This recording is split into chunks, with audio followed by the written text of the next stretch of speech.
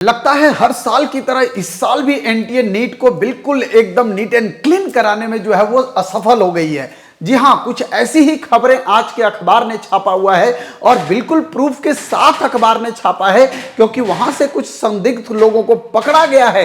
3 मई को होने वाले नीट एग्जामिनेशन को पेपर लीक होने के बड़े आसार दिख रहे हैं, जिसके तार राजस्थान से भी जुड़े हुए हैं, जिसके तार उत्तराखंड के देहरादून से भी जुड़े हुए हैं, जिसके तार उत्तर प्रदेश के लखनऊ से जुड़े हुए हैं और जिसके तार एमपी के भोपाल से भी जुड़े हुए मिल रहे हैं। हालांकि अभी इनिशियल फेज है, इस पे जांच पड़ताल जारी है कि क्या रियल में पेपर लीक हुआ था। कुछ वीडियो कॉल्स भी रिकॉर्ड हुए, कुछ इंस्टीट्यूट जो आपके कोटार सिकर जैसे बड़े बड़े जो इंस्टीट्यूट हैं उनके भी इनरोल्ड होने की उसमें कुछ ना कुछ चीजें आ रही हैं, बट अभी क्लेरिफिकेशन पूरी तरह से देखा जा रहा है। यहां तो आप देख सकते हो दोस्तों कि क्या एक्चुअल में लफड़ा चल रहा है, इस पे बात करें। अगर ऐसा होता है तो शायद हमारे बच्चों का मेहनत पे पानी फिरेगा और भैया ये बहुत दुर्भाग्य की बात होगी कि इस तरह की सिचुएशन देखने को मिल रही है, क्योंकि नीट एग्जामिनेशन से 4, 5, 7, 8 दिन पहले भी एनटीए की तरफ से रोज एक नोटिस आ रहा था, जिसमें सुरक्षा व्यवस्था को लेके, पेपर को सेंटर तक ले जाने से लेकर हर तरह से बहुत जो है वो एकदम कड़ा जो कह सकते हो इंतजाम किया गया था नीट एग्जामिनेशन को लेके।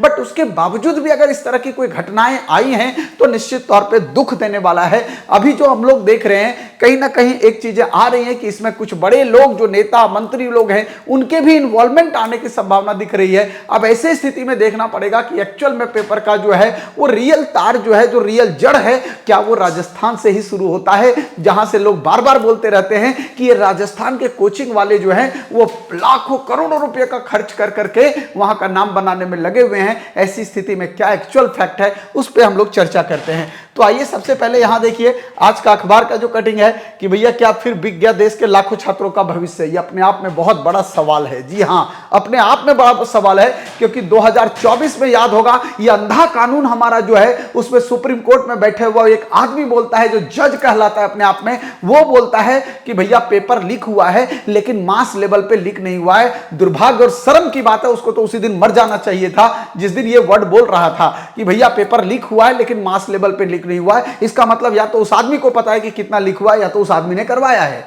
ऐसे ही लोग इन्वॉल्व हैं, ये देश की स्थिति है। तो यहां यही लिख रहा भैया क्या फिर पेपर बिक गया, फिर बिक गया देश के लाखों छात्रों का भविष्य। देहरादून से सीकर तक एसओजी का बड़ा एक्शन देख सकते हो, 13 लोगों को गिरफ्तारी में लिया गया है। जी हां, आईबी के इनपुट पर देखो कार्रवाई करते हुए देहरादून, सीकर और झुंझुनू से आपका 13 संदिग्ध को हिरासत में लिया गया है। सीकर के एक काउंसलर से मिले 300 प्रश्न का गेस्ट पेपर में 144 सवाल असली पेपर से मिलने का दावा किया गया है। जी हां, किसी काउंसलर ने नाम नहीं देंगे जिन्होंने 300 पेपर जो है वो 300 क्वेश्चन का एक पेपर सेट बनाया गया था गेस्ट पेपर के रूप में या जो भी था, उसमें कहा जा रहा है कि भैया उसमें से 140 सवाल बिल्कुल एज यूजुअल आया है। इसका मतलब अगर ये चीजें सही प्रूफ हो जाती हैं तो 100% है कि पेपर लीक हुआ है, और अगर ये प्रूफ नहीं होता है तो निश्चित तौर पर एक र्यूमर है, जैसा कि एग्जामिनेशन के बाद हर साल आपको देखने को मिलता है। तो निश्चित तौर पर मुझे जो लग रहा है कि इस बार कड़ी सुरक्षा व्यवस्था थी, अगर उसके बावजूद भी इस तरह की छोटी मोटी बातें आ रही हैं तो शायद मेरे को लगता है इसका इंपैक्ट कुछ बहुत बड़ा नहीं पड़ने वाला है, और लास्ट में जाके आप देखना अल्टीमेटली कुछ इस पे रिजल्ट नहीं निकलने वाला है। तो यहां पे आप देख सकते हो हर साल हमने देखा 2024 जिसके इतने लाखों प्रूफ दिए गए थे, उसके बावजूद भी यहां पे सब कुछ नकार दिया गया है कि ऐसा किसी तरह की कोई घटना नहीं हुई।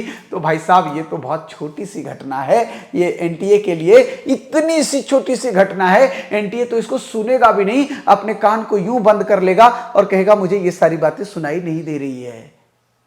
सुप्रीम कोर्ट में सारे कोचिंग वाले सब एकदम लगे हुए थे हो हल्ला करने 2024, फिर भी एनटीए ने नहीं सुना। फिर भी सरकार को पता था अपनी इज्जत बचाने के लिए उसने जो है इन चीजों पे पर्दा ढाकते हुए सुप्रीम कोर्ट के जज तक को खरीद लिया गया। आपने देखा ही सुप्रीम कोर्ट का जज बोल रहा था, सुना होगा आपने, मेरा भी वीडियो देखा होगा, मैंने लाइव चलाया था उसको यहाँ पे, अगर याद होगा 2024 में 3-4 घंटे लाइव हमने पूरा चलाया था, पूरा सुप्रीम कोर्ट का सेशन, जिसमें डायरेक्ट ये बोला गया पेपर लीक हुआ, मास लेवल पे नहीं हुआ, उसके बावजूद भी पेपर कैंसिल नहीं हुआ। तो ये तो बहुत छोटी बातें हैं, आप दिमाग ना डाइवर्ट करें और अपने काउंसलिंग की तैयारी करें। तो ये आपके पास स्थिति दिख रही है, बाकी पुलिस का काम है, पुलिस को करने दिया जाए। अभी देखते हैं कि भैया आईबी की टीम ने जो है इस पे जो चीजें लाई है देख सकते हो उत्तराखंड के देहरादून, राजस्थान के सीकर, झुंझुनू जिलों में 13 संदिग्ध को हिरासत में लिया गया है।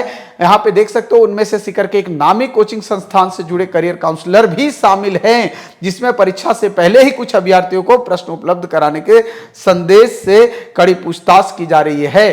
तो जरा ये लाइन दिख रहा है ना, सीकर की एक नामी कोचिंग, पहले कोटा वाले कर रहे थे, अब सीकर वाले लगे हुए हैं। मेरे भाई ये कोचिंग वालों का बोलता हूं मैं हमेशा, ये कोचिंग वाले ही हैं जो ये चीज बना रहे हैं। और अभी कोचिंग एडमिशन के लिए क्या कर रहा था, 720 आ रहे हैं, कहां गए 720? तो वो इस तरह से हवा जो बना रहे थे 720 वाले, ये ऐसे ही लोग हैं वो। तो थोड़ा इनसे बच के रहिए और अपने आगे काउंसलिंग की तैयारी करिए, अपने फ्यूचर को अपने हिसाब से सोच समझ के आगे लेके जाइए, ठीक है ना। मेरे हिसाब से बहुत ज़्यादा पैनिक मत होइए, और इस टाइम जो भी स्थिति चल रही है आपकी, उसको आराम से टेकल करते हुए जो है वो रिलैक्स माइंड से आप आगे अपने डॉक्यूमेंट्स को तैयार करके काउंसलिंग की तैयारी करिए। किसी भी तरह का कोई भी चीज़ें इंडिया के सिस्टम से भरोसा नहीं रखता हूं, और वो होगा भी नहीं। तो बेफिक्र होकर आप आगे की तैयारी करिए, और उम्मीद कर रहा हूं कि आगे आपका काउंसलिंग प्रोसेस बहुत अच्छा जाए और आपको एक अच्छा कॉलेज मिल सके।